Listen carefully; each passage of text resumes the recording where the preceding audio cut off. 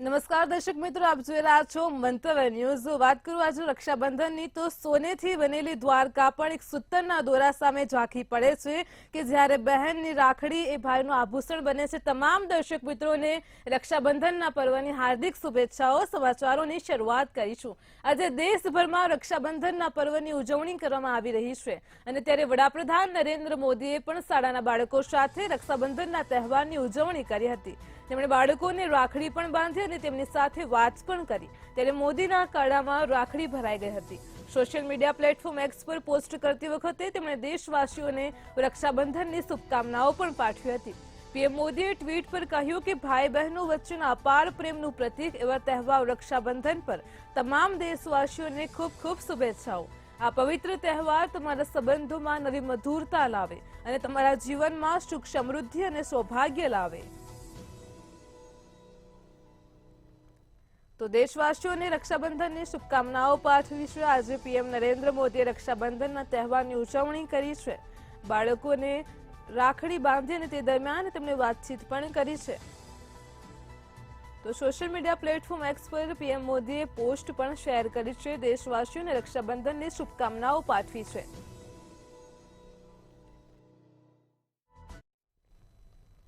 આજે ભાઈ બહેનના સ્નેહનો પવિત્ર તહેવાર એટલે રક્ષાબંધન। પીએમ મોદીએ પણ તેમની પાકિસ્તાની બહેન દર વર્ષે રાખડી બાંધે છે અને ત્યારે પાકિસ્તાનની મહિલા કમર શેખ દર વર્ષે પીએમ મોદીને રાખડી બાંધે છે।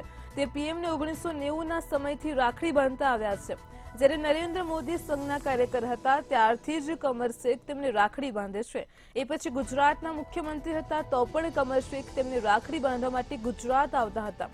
હવે પીએમ નરેન્દ્ર મોદી દિલ્હીમાં છે તો ત્યાં પણ દિલ્હી જઈને પણ આ બહેન મોદીને રાખડી બાંધે છે। આ સિવાય વડાપ્રધાન આવાસ પર બાળકીઓએ પણ પીએમને રાખડી બાંધી હતી। રાખડી ખાસ પ્રકારે બનાવવામાં આવી હતી જેમાં એક પેડ માં કે નામ એવું લખ્યું પણ હતું। રાખડીની વચ્ચે એક ફોટો પણ મૂકવામાં આવ્યો હતો જેમાં નરેન્દ્ર મોદી તેમના માતા હીરાબાના ચરણ ધોઈ રહ્યા હોય તેવું દ્રશ્ય પણ જોવા મળ્યું હતું।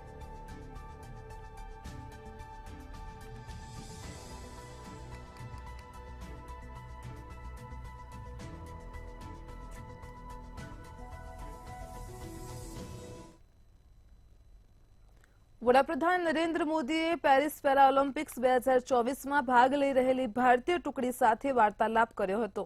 મોદીએ કહ્યું હતું કે તમે બધા ભારતના ધ્વજવાહક તરીકે પેરિસ જઈ રહ્યા છો। આ પ્રવાસ તમારા જીવનની, તમારી કારકિર્દીની અત્યંત મહત્વપૂર્ણ સફળ બનવાની છે। તો આ યાત્રા દેશ માટે પણ એટલી જ મહત્વપૂર્ણ છે કે પેરિસમાં તમારી હાજરી સાથે દેશનું ગૌરવ જોડાયેલું છે।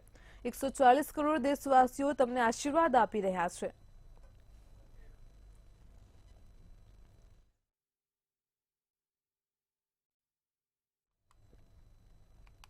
રશિયા યુક્રેન યુદ્ધ વચ્ચે વડાપ્રધાન નરેન્દ્ર મોદી યુક્રેનની મુલાકાત લેશે। રશિયા સાથેના સંઘર્ષ બાદ પીએમ મોદીની યુક્રેનની આ પ્રથમ મુલાકાત છે।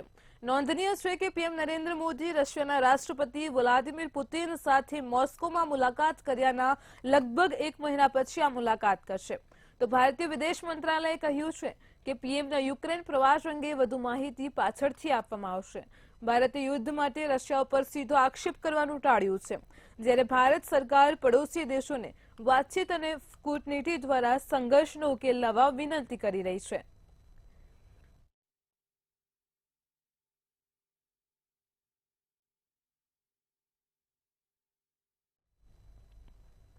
વિશ્વમાં મંકી પોક્સનો પ્રકોપ વધી રહ્યો છે અને ભારતમાં પણ આ વાયરસનો સામનો કરવાની તૈયારીઓ કરવામાં આવી રહી છે।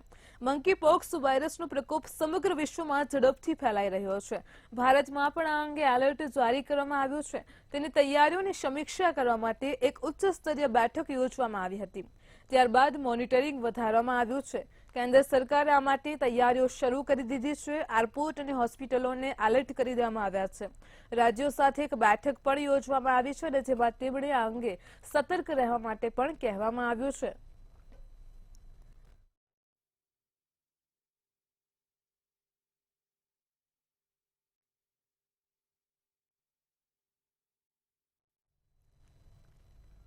વિપક્ષના નેતા રાહુલ ગાંધીએ હવે ટેક્સીની સવારી કરી છે। પ્રવાસ દરમિયાન રાહુલ ગાંધીએ ટેક્સી ડ્રાઈવરને ઘણા પ્રશ્નો પણ પૂછ્યા અને કેબ ડ્રાઈવર અને ડિલિવરી એજન્ટો જેવા નાના વર્કર્સની સમસ્યાઓ વિશે પણ જાણકારી લીધી હતી। સોશિયલ મીડિયા ઉપર વિડીયો શેર કરતી વખતે તેમણે કહ્યું કે તેઓ હેન્ડ ટુ માઉથ ઇન્કમ પર જીવી રહ્યા છે। પરિવારના ભવિષ્ય માટે કોઈ બચત નથી અને કોઈ આધાર નથી। આના ઉકેલ માટે કોંગ્રેસની રાજ્ય સરકારો નક્કી નીતિઓ બનાવીને ન્યાય કરશે અને ભારત જનબંધન તેના રાષ્ટ્રવ્યાપી વિસ્તરણને સંપૂર્ણ સંઘર્ષ સાથે સુનિશ્ચિત કરશે। તો રાઈડ પૂરી થયા પછી રાહુલ ગાંધીએ ડ્રાઈવરને ભેટ આપી, ત્યારબાદમાં તેમના પરિવારને નાસ્તા માટે આમંત્રણ પણ આપ્યું। રાહુલ એક રેસ્ટોરન્ટમાં પરિવારને મળવા ગયા અને તેમણે દરેક માટે છોલે ભટુરે, પાપડી ચાટ, આલુ ટિક્કી અને ગોલગપ્પાનો ઓર્ડર પણ આપ્યો। બધાએ સાથે નાસ્તો કર્યો। આ દરમિયાન રાહુલ ગાંધીએ ડ્રાઈવરની પત્નીને પૂછ્યું કે બાળકોને સ્કૂલે મોકલો છો? પત્નીએ કહ્યું કે એક બાળકને મોકલું છું, દીકરી જતી નથી। આટલી મોંઘવારીથી હવે કંઈ બચ્યું નથી, બધું રાશન અને ઘરના ભાડામાં જતું રહે છે।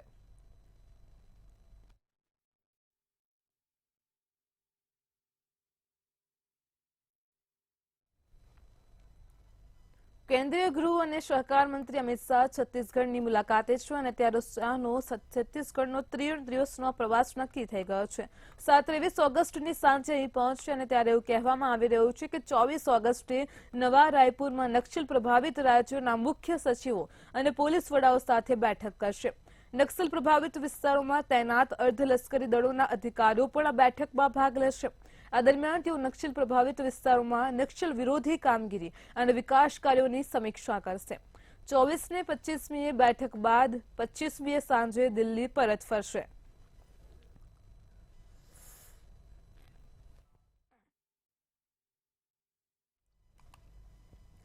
ઝારખંડના પૂર્વ સીએમ ચંપાઈ સોરેને રવિવારે જેએમ છોડવાનો સંકેત આપ્યો હતો।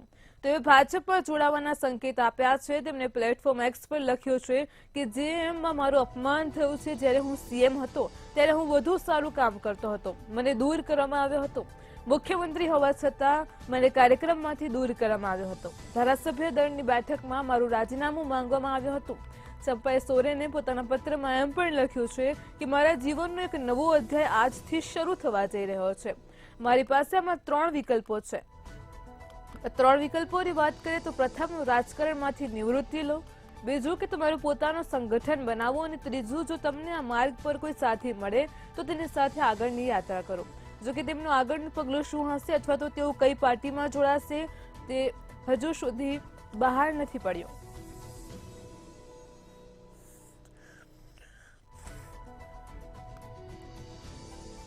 તો ચંપાઈ સોરેને જેએમ છોડવાનો સંકેત આપ્યો હતો। જે વિગતો પ્રાપ્ત થઈ રહી છે, ચંપાઈ સોરેને જેએમ છોડવાનો સંકેત આપ્યો હતો। જેએમ નેતા અને મંત્રીનું પદ તેમને બાયોમાંથી પણ હટાવી લેવાયું છે। સો ઝારખંડમાં હવે મહારાષ્ટ્રવાડી થશે। સવાલ ઉભો થઈ રહ્યો છે, ઝારખંડના પૂર્વ સીએમ ચંપાઈ સોરેન ભાજપમાં જોડાઈ શકે છે। તેમણે સોશિયલ મીડિયા પ્લેટફોર્મ એક્સ પર આ વિશે વિગતો પણ જણાવી હતી। તો ચંપાઈ સોરેને જેએમ છોડવાનો સંકેત આપ્યો હતો।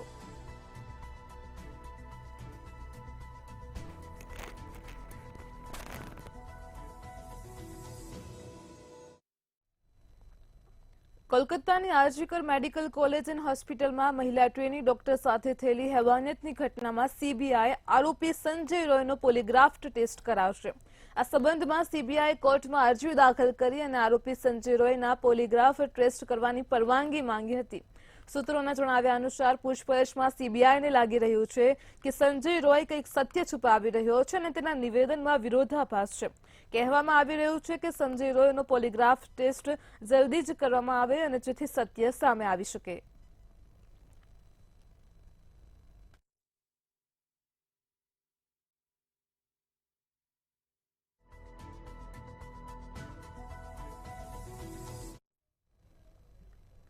કર્ણાટકના સીએમ સિદ્ધારમૈયા દ્વારા રાજ્યપાલ વિરુદ્ધ અરજી કરવામાં આવી હતી અને તે અરજી પર 19 ઓગસ્ટે હાઈકોર્ટમાં સુનાવણી હાથ ધરાઈ હતી। કોર્ટે કહ્યું હતું કે જ્યાં સુધી હાઈકોર્ટમાં સુનાવણી ચાલી રહી છે ત્યાં સુધી ટ્રાયલ કોર્ટ મૌઢા કેસમાં સિદ્ધારમૈયા વિરુદ્ધ કાર્યવાહી ન કરવા આદેશ આપી છે। તો આગામી સુનાવણી 21 ઓગસ્ટે થશે। કર્ણાટક હાઈકોર્ટે નીચલી અદાલતને આદેશ આપ્યા છે। રાજ્યપાલે 17 ઓગસ્ટે સિદ્ધારમૈયા સામે કેસ ચલાવવાની મંજૂરી આપી હતી અને તેમના ઉપર મૈસૂર અર્બન ડેવલપમેન્ટ ઓથોરિટીની જમીનના વળતર માટે નકલી દસ્તાવેજો સબમિટ કરવાનો આરોપ છે. તો આ સાથે જ બીજી તરફ સીએમ સિદ્ધારમૈયાએ કહ્યું છે કે રાજ્યપાલે વિચાર્યા વિના અને બંધારણીય નિયમોની વિરુદ્ધ આદેશ આપ્યો છે. મારી વર્ષની રાજકીય કારકિર્દીમાં મેં કંઈ ખોટું કર્યું નથી. ભાજપને વિરોધ કરવા દો. હું નિષ્કલંક છું. ભાજપ અને કોંગ્રેસ બંને મૂડા કૌભાંડનો વિરોધ કરી રહ્યા છે. કોંગ્રેસ કાર્યકર્તાઓ સિદ્ધારમૈયા સામે કેસ ચલાવવાના રાજ્યપાલના નિર્ણયો પર વિરોધ કરી રહ્યા છે અને તે જ સમયે ભાજપ મુખ્યમંત્રી સિદ્ધારમૈયાના રાજીનામાની માંગ સાથે વિરોધ થઈ રહ્યા છે.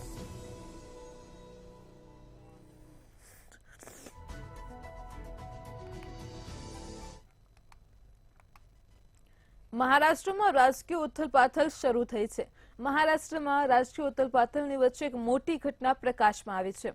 ડેપ્યુટી સીએમ અજીત પવારની જનસન્માન યાત્રા દરમિયાન ભાજપના નેતાની આગેવાની હેઠળના પક્ષના કાર્યકરોએ કાળા ઝંડા બતાવ્યા હતા. જુન્નરથી ભાજપના નેતા આશા બુચકેના નેતૃત્વમાં ભાજપના કાર્યકરોના એક જૂથે ડેપ્યુટી સીએમ અજીત પવારને કાળા ઝંડા બતાવ્યા હતા. આ ઘટના ઉપર પ્રતિક્રિયા આપતા રાષ્ટ્રવાદી કોંગ્રેસ પાર્ટી અજીત જૂથે દેવેન્દ્ર ફડણવીસને સ્પષ્ટતા કરવાની માંગ કરી છે કે શું તેઓ તેમના ભાજપના કાર્યકરોના વર્તન સાથે સંમત છે કે નહીં. ભાજપના નેતા અશોક બુચકે દાવો કર્યો હતો કે એનસીપી જૂથ આગામી વિધાનસભા ચૂંટણી માટે જુન્નર બેઠક પર પોતાનો ઉમેદવાર ઉતારી રહી છે અને તે અમારા પગ કાપવાની કોશિશ કરી રહ્યા છે. તેથી અમે આક્રમક વલણ અપનાવ્યું છે.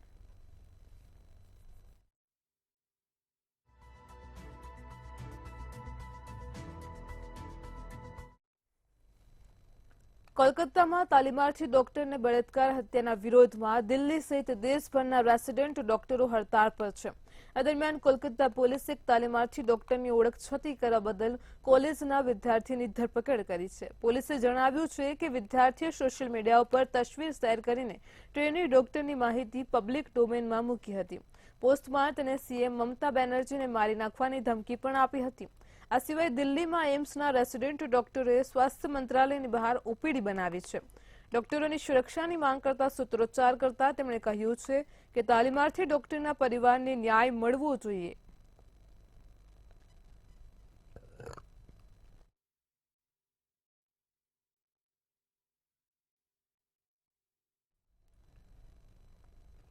કોલકાતા મહિલા ડોક્ટર પર રેપ વિથ મર્ડર કેસના પડઘા સમગ્ર દેશમાં પડ્યા છે અને ત્યારે દેશભરમાં રોષની લાગણી પણ ફેલાય છે અને ન્યાયની ગુહાર પણ લગાવવામાં આવી રહી છે. ત્યારે ભાજપ નેતા મિથુન ચક્રવર્તીએ આ ઘટનાને વખોડી છે અને સોશિયલ મીડિયા પર નિવેદન આપ્યું છે. ગુનેગારોની ધરપકડની માંગ કરી છે અને કહ્યું છે કે હું ઘણી જગ્યાએ ઘણી વખત કહી રહ્યો છું કે આવનારા દિવસોમાં પશ્ચિમ બંગાળની સ્થિતિ ખૂબ જ ડરામણી હશે. મૃતક ડોક્ટરના પરિવાર પ્રત્યે મારી સંવેદના છે. જે લોકો આ ઘટના સાથે સંકળાયેલા છે તેમની જલ્દીથી ધરપકડ થવી જોઈએ. સજા પણ જલ્દીથી મળવી જોઈએ. આ મારી ઈચ્છા છે.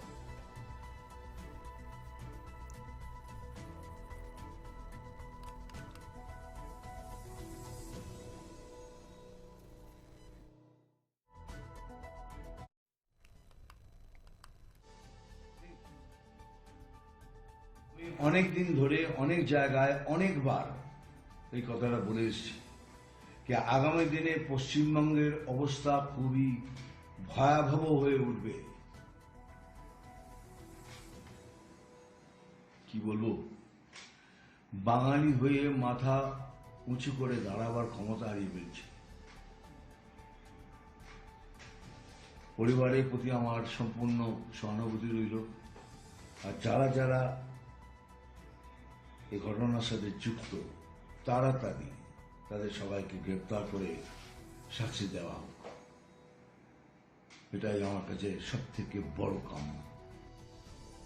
કોલકાતાની ઘટનાના પડઘા સમગ્ર દેશમાં પડ્યા છે અને ત્યારે દેશમાં અન્ય એક દુષ્કર્મનો મામલો પણ સામે આવ્યો છે. રાજસ્થાનના જોધપુરમાં 3 વર્ષની બાળકી સાથે ક્રૂરતાનો મામલો સામે આવ્યો છે. બાળકીને ટોફી આપવાના બહાને ફસાવીને પોતાની હવસનો શિકાર બનાવી હતી. તો રાજસ્થાનના પૂર્વ મુખ્યમંત્રી અશોક ગેહલોતે આ ઘટનાને વખોડી છે. આ સાથે જ તેમણે એક્સ પર પોસ્ટ કરીને લખ્યું હતું કે જોધપુરમાં 3 વર્ષની માસૂમ બાળકી સાથે સૃષ્ટિ વિરુદ્ધની ઘટના ચોંકાવનારી છે. આ ઘટનાથી લોકોમાં ભારે રોષ જોવા મળી રહ્યો છે. આવી ઘટનાઓથી રાજસ્થાનના લોકોમાં ભયનો માહોલ પણ સર્જાઈ રહ્યો છે. તો સરકારને પોલીસ પર વિશ્વાસના અભાવે ગુનેગારો નિર્ભય બની ગયા છે. જોધપુરમાં ફાયરિંગ, લૂંટ, હત્યા અને મહિલાઓ સામે સૃષ્ટિ વિરુદ્ધનું કૃત્ય કરવાની ઘટનાઓ પણ વધી રહી છે. આ સાથે જ રાજસ્થાનમાં કાયદો અને વ્યવસ્થા પણ ખોરવાઈ ગયા છે. મેં ઘણી વખત મુખ્યમંત્રી ભજનલાલ શર્માને વિનંતી કરી છે કે રાજ્યમાં ગુનાખોરી રોકવા માટે કોઈ પણ વિલંબ કર્યા વિના તમારે જરૂરી પગલાં લેવા જોઈએ.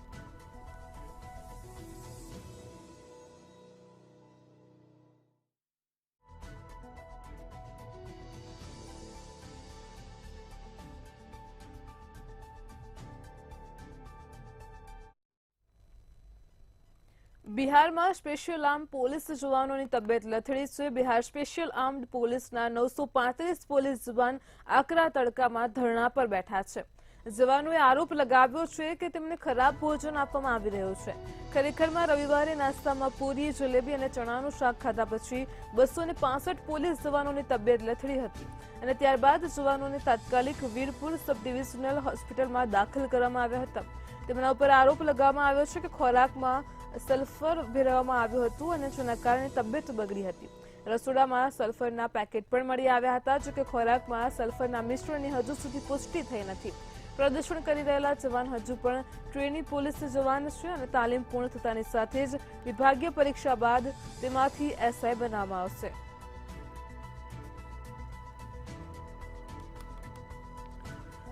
તો 935 જવાનો આકરા તડકામાં પણ ધરણા પર બેઠા છે. બિહારમાં 256 પોલીસ જવાનોની તબિયત લથડી હોવાની ઘટના પ્રકાશમાં આવી છે. સ્પેશિયલ આર્મ્ડની પોલીસ જવાનોની તબિયત લથડી છે. ખરાબ ભોજન આપતા હોવાનો આરોપ લગાવવામાં આવ્યો છે. તો રસોડામાં સલ્ફાસનું પેકેટ મળી આવ્યું હતું. 935 જવાનો આકરા તડકામાં ધરણા ઉપર બેઠા છે. તેમને ભોજનમાં સલ્ફાસ ભેળવ્યું હોવાનો પણ આરોપ લગાવ્યો છે. તો સ્પેશિયલ આર્મ્ડ પોલીસ જવાનોની તબિયત લથડી હોવાનો મામલો પ્રકાશમાં આવ્યો છે.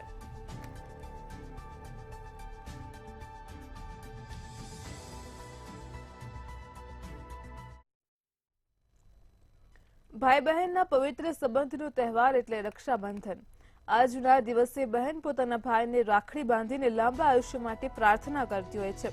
સમગ્ર દેશમાં રક્ષાબંધનની ધામધૂમથી ઉજવણી થઈ રહી છે અને ત્યારે આ અવસર પર જમ્મુ કાશ્મીરમાં દેશની સરહદ પર રક્ષા કરતા જવાનો સાથે રક્ષાબંધનની ઉજવણી કરાઈ હતી. રક્ષાબંધનના અવસર પર મહિલાઓએ સીઆરપીએફ જવાનોને રાખડી બાંધી હતી. આકરી ગરમી, વરસાદ કે પછી કાતિલ ઠંડીમાં પણ સરહદ પર રહીને દેશવાસીઓની સેવા કરે છે તેવા જવાનોને રાખડી બાંધીને રક્ષાબંધનની ઉજવણી કરવામાં આવી હતી. આ સાથે જ આ જવાનોએ પણ બહેનોને સમગ્ર દેશવાસીઓની રક્ષાનું વચન પણ આપ્યું હતું અને મીઠાઈ ખવડાવી પવિત્ર તહેવારની ઉજવણી કરી હતી.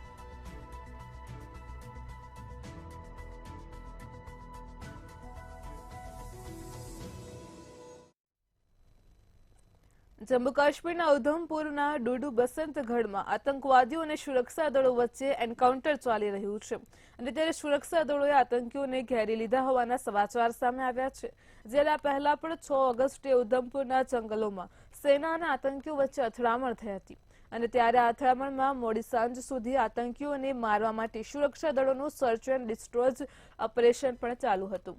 જ્યારે આજે રવિવારે બપોરે ઉધમપુરના ડુડુ તહસીલના ચીલ વિસ્તારમાં સુરક્ષા દળો અને આતંકવાદીઓ વચ્ચે અથડામણ થઈ હતી. આ સાથે જ આ એન્કાઉન્ટરમાં સીઆરપીએફ ઇન્સ્પેક્ટર શહીદ થયા છે. ડીઆઈજી મોહમ્મદ ભટ્ટે કહ્યું છે કે બપોરે 3 વાગે સુરક્ષા દળો પેટ્રોલિંગનું કામ કરી રહ્યા હતા અને આ દરમિયાન સુરક્ષા દળો આતંકવાદીઓ સાથે સામસામે આવી ગયા હતા. આ એન્કાઉન્ટરમાં સીઆરપીએફનો એક જવાન પણ શહીદ થયો હતો. તો સુરક્ષા દળોએ સમગ્ર વિસ્તારને ઘેરી લીધો હતો અને મોટા પાયે સર્ચ ઓપરેશન શરૂ કર્યું હતું.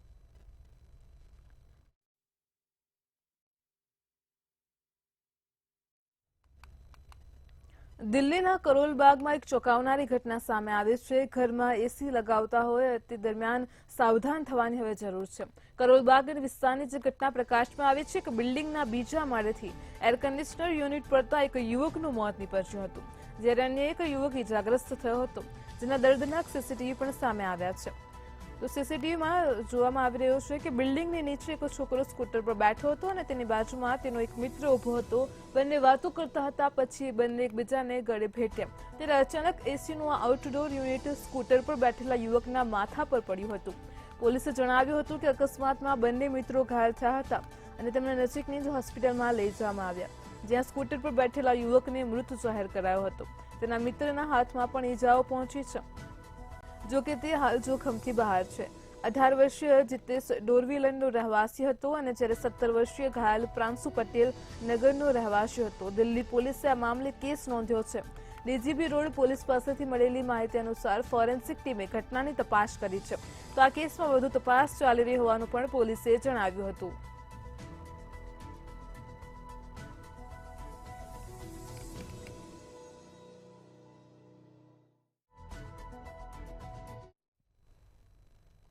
પવિત્ર શ્રાવણ માસ સોમવારથી પ્રારંભ થયો હતો અને આજે શ્રાવણ માસનો ત્રીજો સોમવાર છે. ત્યારે શ્રાવણ માસ દરમિયાન શિવ ભક્તોએ શિવજીની પૂજા અર્ચના અને આરાધના કરી ભોળાનાથને રીઝવ્યા હતા. શ્રાવણના ત્રીજા સોમવારે દેશના શિવ મંદિરોમાં અનેરો ઉત્સાહ જોવા મળ્યો હતો. વહેલી સવારથી જ ભક્તો શિવ મંદિરોમાં ઉમટી પડ્યા હતા અને ભગવાનને બીલીપત્ર, દૂધ અને જળ સહિત વિવિધ દ્રવ્યો અર્પણ કરીને ધન્યતા અનુભવી હતી.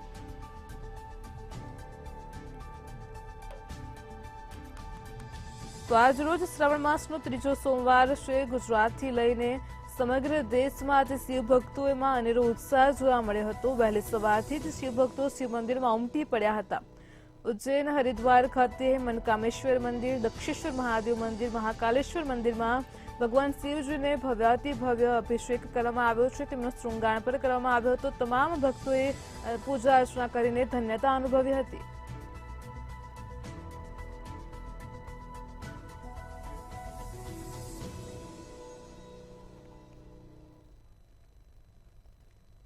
અમેરિકાના ન્યૂયોર્ક શહેરમાં ઇન્ડિયા ડે પરેડનું આયોજન કરવામાં આવ્યું હતું, જેમાં અયોધ્યાના રામ મંદિર સહિત 40થી વધારે ઝાંખીઓ પ્રદર્શિત કરવામાં આવી હતી.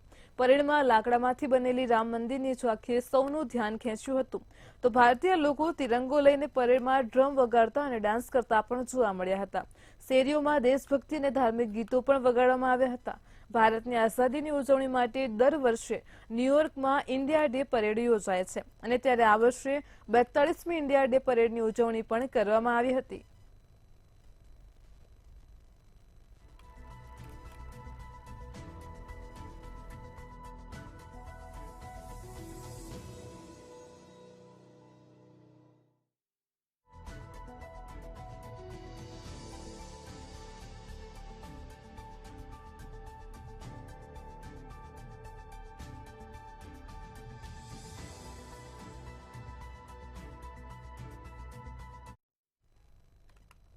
અમદાવાદમાં આવેલ સુપ્રસિદ્ધ જગન્નાથ મંદિર ખાતે રક્ષાબંધનની ઉજવણી કરવામાં આવી હતી. બહેન સુભદ્રાજીએ જગન્નાથજી તેમજ બલભદ્રજીને રાખડી બાંધી હતી અને આ મનોરમ્ય દ્રશ્યના દર્શન કરવા માટે થઈને વહેલી સવારથી જ આજના આ દિવસે મોટી સંખ્યામાં દર્શનાર્થીઓ ઉમટી પડ્યા હતા.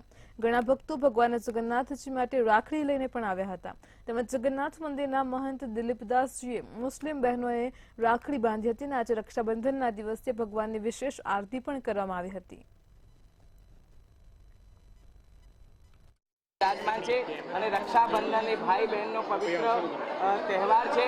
આ સુભદ્રાજી ભગવાન જગન્નાથજીને બલરામજીને રક્ષા બાંધે છે અને જગન્નાથજી મંદિરમાં રક્ષાબંધનનો તહેવાર આવી રીતે અનેક ભક્તોની હાજરીમાં ઉપસ્થિતિમાં ઉજવવામાં આવે છે.